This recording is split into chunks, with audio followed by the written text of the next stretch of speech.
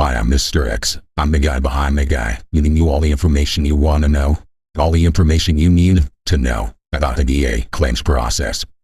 Back again today, we're talking about top high-value VA claims you can win without in-service treatment. There's always going to be no type of claim you're going to be filing. As you can see here, I've crossed out all the ones that do not apply this time. Since there's not going to be treatment in service for this condition, we're going to be focusing primarily on secondary and presumptive claims. So buckle up, here we go. Alright, so when talking about secondary claims, absolute first thing you got to do, before you can be service connected on a secondary basis, you got to be service connected on a primary basis. Okay? Look at your most recent rating decision or look at all of them. What are you service connected for? Okay, that's going to determine what's going to be the best option for you to apply for. And it's going to give you the greatest chance to win your claim. Okay, so on the screen there you can see a couple different examples I've listed in the areas of neurological, digestive, mental health, and musculoskeletal. Okay, so for example, if you're service connected for a left knee condition, the chances that you're going to be able to be service connected for a migraine condition might be a little bit lower. Okay. Now, nothing is absolutely guaranteed. You can always submit evidence that shows a nexus or a relationship between one condition to another. But since it's not guaranteed, I wouldn't recommend going that route. Okay, for migraines, now if you're service connected for tinnitus, the chances of having a migraine condition or being service connected on a secondary basis, winning that claim on a secondary basis for migraines is a lot greater. Okay, if you have any other neurological conditions, if you're service connected for a vision condition, if you're service connected for anything to do with your eyes, smell, hearing, it couldn't be related to migraines. It just depends. When talking about radiculopathy or neuropathy, if you're service connected for diabetes or for a low back condition, then in a high number of VA claimants, they also have neurological issues related to that condition. And that's radiculopathy. Radiculopathy is generally involved with low back pain or a low back disability. Neuropathy has to do with your diabetes. Could be related to something else as well, but it's more likely to be related to one of those two conditions. It could be related to a left hip condition or a right hip condition or a pelvis condition, but the likelihood is a lot lower. Not saying it's the same in your case, but it is lower. Now, digestive. As you can see, I got listed GERD there and IBS or irritable bowel syndrome. Okay, now with these two conditions, why there's a higher chance that you couldn't be granted these disabilities on a secondary basis is, now, depending on what you're primarily service connected for, you may be prescribed medications. Those medications can have long-term effects. Those effects can result in GERD or acid reflux or other digestive issues. That's why they're listed there. You know, GERD can be rated as high as 30 to 50. Same with IBS. Both of them show high probability. Backing up to the neurological migraines, they can be as high as 50. Radiculopathy, neuropathy, they can go 10%, 20%. Okay, mental health. Now, as you can see there, I did not list PTSD because there are some other VA requirements that have to be met to win your claim for PTSD. Okay, that's why I didn't put them up there. Because it's just it's a lower probability. Now, I did list anxiety. That's to include an unspecified anxiety condition or generalized anxiety disorder. I also include depression, whether that's an unspecified depressive disorder, major depressive disorder. Okay. Now, if you're service connected for any other condition, whether it's knee, hip, back, migraines, any one of the above, due to the long-term effects of those disabilities, they can put a huge strain on your mental health. Okay, these conditions can develop, so regardless of whether you were seen or treated in service for anxiety or depression, you don't have to have been deployed to a war zone of any kind. You don't have to be deployed at all. But if you're service connected for a condition, and due to that condition, It can show and prove that you have anxiety or depression as related to it, but there's a high probability that you could be service connected for it. Now, with the mental health, as you know, that evaluation can go as high as 100%. And so, you can be service connected for tinnitus at 10%. And due to the constant ringing in your ear, you could claim anxiety or depression due to that tinnitus. And your secondary disability could be, the percentage could be way higher, could be at 100%, could be 10 times more than the one for tinnitus. So, that right there, I think in my mind, is probably your best bang for your buck. That's the greatest opportunity to get a high value claim, to win your high value claim when you don't have anything in service. Now, as you can see below, you have musculoskeletal, and you may be saying to yourself, hey, Mr. S, how can I get service connected for my hip, or my low back, or my knee if I was never seen in service for it? Well, here's the big tip, okay? A lot of these musculoskeletal conditions are or can be interrelated. And let me explain. Let's say you're service connected for your right knee. A right knee condition, I will say it's patellofemoral pain syndrome. It could be right knee strain, doesn't matter. Any right knee condition.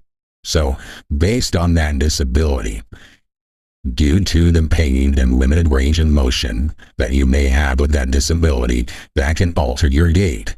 That gait can create additional tension or conditions in your head or low back. Okay?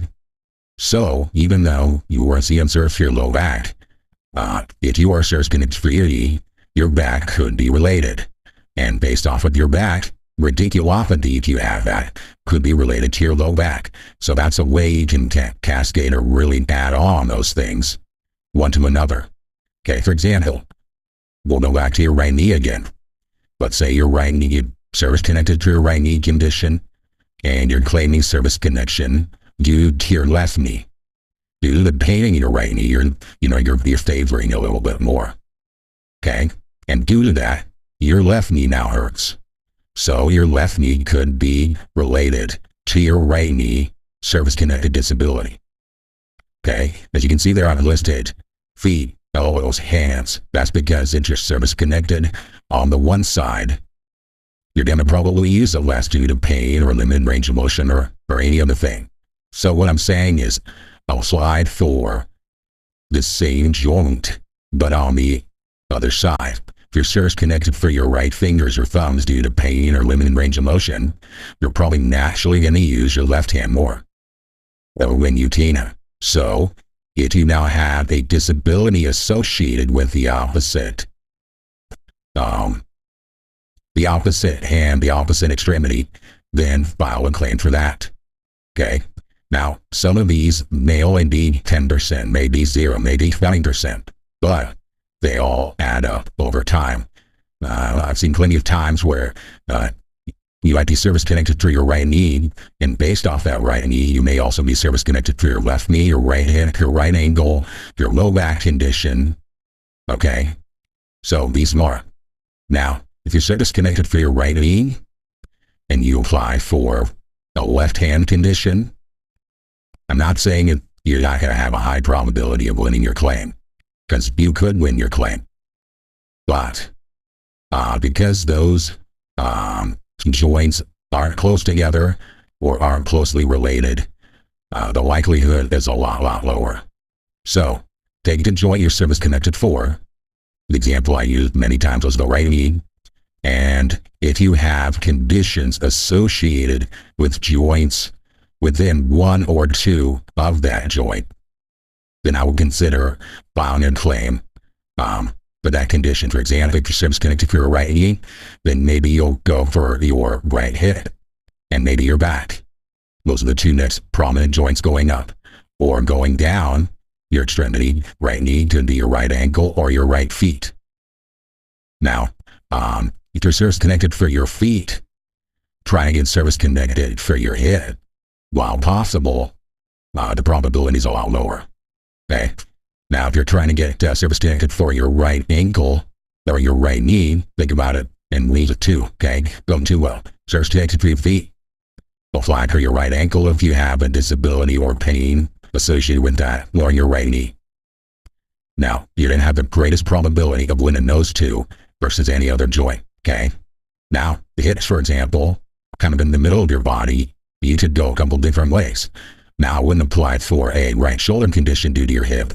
Probably not going to work out too well. But you could have low back conditions. It might go up to your neck, upper back region, probably not. But your hips, though, conversely, can go the other way. You know, due to your hips, you could have issues with your knees, ankles, and feet. So, apply for the claims, apply for the conditions, the disabilities around the joint that you're service connected for. That's Mr. X's recommendation. Alright, let's talk about presumptive service connection. Okay, I'm going to focus on the herbicides and sulfidation because those are the two areas that affect the greatest number of veterans for the most part. Okay? If you're looking for a video on amplification, I'll make one in the future. I'm sorry, this is not a amplification video now. Okay? So, when focusing about herbicides, you look at 38 CFR 3.309, talking about herbicide exposure, talking about Republic of Vietnam, talking about Thailand, Guam, could be South Korea, depending upon your unit and when you served and the proximity to the DMZ. There's a few other areas that could be related to herbicide exposure, but for the most part, we're talking about Vietnam, Thailand, right? Or the territorial waters therein of Vietnam, the Republic of Vietnam.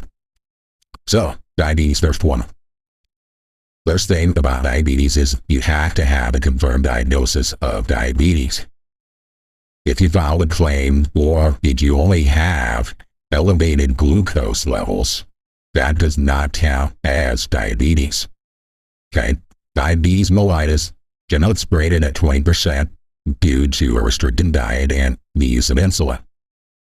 But because diabetes is a progressive disease, you know, service connection for diabetes could yield additional awards for like peripheral neuropathy, hypertension, kidney or renal issues, erectile dysfunction, and issues with your eyes, whether it's retinopathy. Okay, diabetes is extremely progressive, could yield numerous other service-connected disabilities. Ischemic heart disease. Okay, many things. Well, there's many heart conditions that go into ischemic heart disease. Coronary artery disease could be considered ischemic heart disease. Atherosclerosis could be considered ischemic heart disease. Ischemic cardiomyopathy is considered within the diagnosis of ischemic heart disease. If you have had a myocardial infarction, a heart attack, okay, it's considered within there. Okay, if you have angina, unstable angina, could be considered ischemic heart disease. Okay, heart, evaluated at 0, 30, 60, and 100%. Okay, Parkinson's disease or Parkinsonism, another progressive neurological disability. Okay, now the minimums on those are at 30, but due to the wide-ranging nature of them, they could yield up to 100% evaluation once all those other separate but disabilities are combined. Okay, and keep pensions on both lists. I put cancer. Hopefully you don't have cancer. Okay, I'm praying for you there because I don't wish I had upon my worst enemy. Lung cancer, prostate cancer, bladder cancer. Those were the ones most readily associated with herbicide exposure. Okay, let us add that list. Southwest Asia, what areas they're in. Chronic fatigue syndrome could yield a high award. Other respiratory issues, asthma, COPD, that's chronic obstructive pulmonary disease, chronic bronchitis, sinusitis, allergic rhinitis. I didn't include allergic rhinitis because generally that one's at 0 or at 10%. Okay, those chronic fatigue, asthma, COPD, chronic bronchitis, depending on the results of your respiratory exam or your DBQs, they could yield a 30, 60, or even higher evaluation. Irritable bowel syndrome. That one it's on both. If you have service esophageal, you could be service connected for IBS even though you weren't seeing service. Last on the list, again, is cancer. Once again, I hope that's not the case. I don't wish that upon my worst enemy. But all sorts of cancers are associated with service esophageal. Cancers of the head and neck, depending on what variety you have, respiratory cancers, gastrointestinal cancers, reproductive cancers, brain cancers, kidney and pancreatic. All sorts of cancer. So, essentially, if you served in Southwest Asia, and you have cancer or have been diagnosed with cancer of any kind, I will file a claim for it. Okay, because under those head, neck, respiratory, gastrointestinal, digestive, under all those different body systems, there's a higher probability that you could be service-connected for that condition.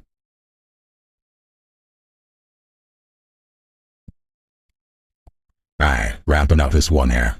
Additional rating, considerations, conclusions, just to summarize a couple things to focus on.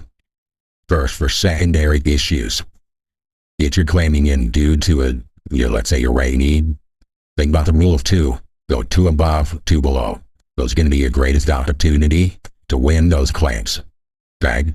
Presumptive, you have cancer of any kind, I'd probably just apply for it.